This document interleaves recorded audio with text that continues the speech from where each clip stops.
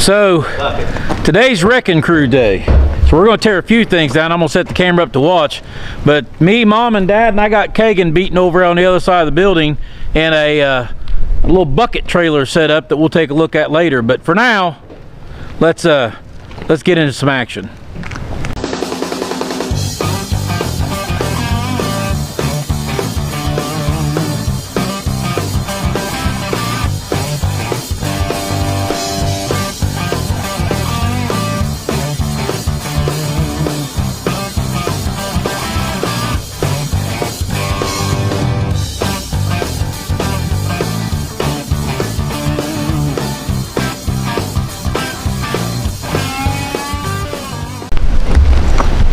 The important thing, Ben, is that if you change long enough, flag you out of the way.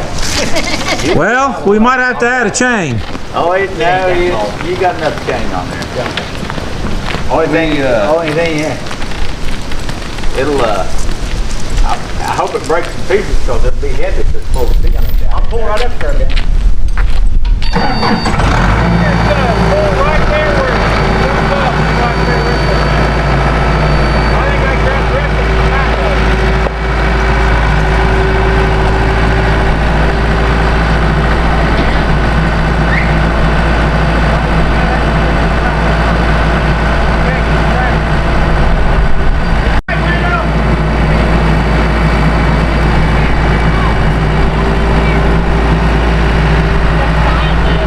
Nope, you're good.